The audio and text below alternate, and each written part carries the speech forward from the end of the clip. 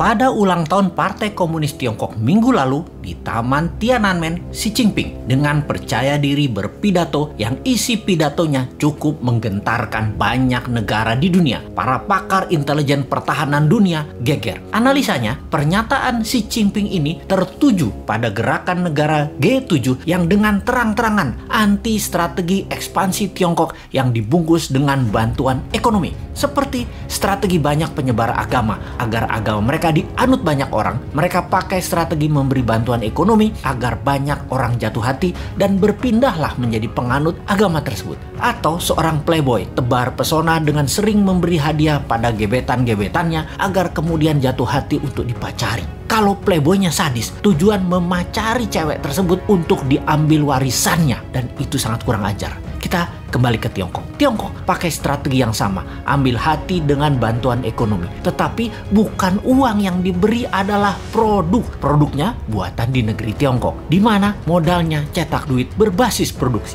Sederhana kan? Tapi pejabat negara yang negaranya takut dengan Tiongkok dipasang doktrin bahwa kalau cetak uang itu akan inflasi negaramu. Wis, sakarepmu bos. Ingat, jabatan ada batasnya, ilmu juga ada batasnya.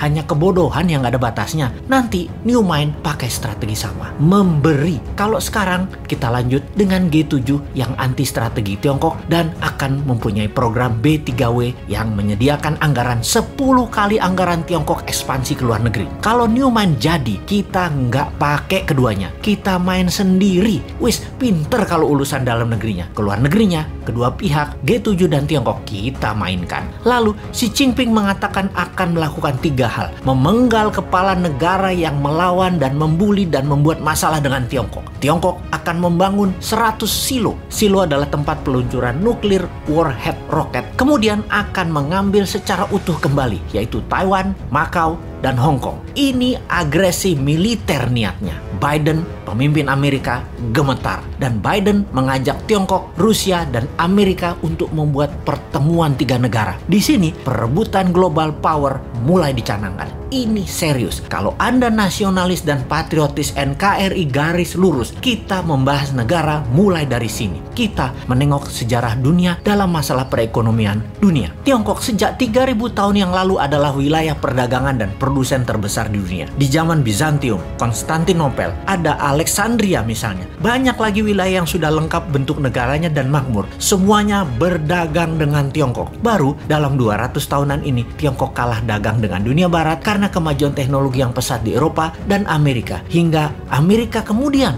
membangun Korea Selatan dan Jepang untuk menguasai pasar Asia Timur. Namun, strategi Deng Xiaoping di tahun 1979 hanya dalam 40 tahunan, Tiongkok kembali menjadi yang terbesar perdagangannya. Salah satunya memang bangsanya terbiasa berproduksi, terbiasa dagang, dan kuat lapar bangsanya. Secara bawah sadar, bangsa Han itu adalah bangsa pedagang, pandai memberi di awal, pandai merendah, pandai dagang tanpa untung, yang penting pembeli untung dulu, pandai putar uang, dan jago dalam kesehatan alami biomedisin tradisional ala timur. Secara ekonomi dan kesehatan memang di nomor 1 dan 2 kan, baru makanan. Mereka itu jago makan. Makanan mereka enak-enak. Secara dasar kehidupan, pola pikir bawah sadar mereka ya happy-happy dan kerja keras. Work hard, play hard. Jangan kayak di negara tetangga, banyak yang work soft, no play.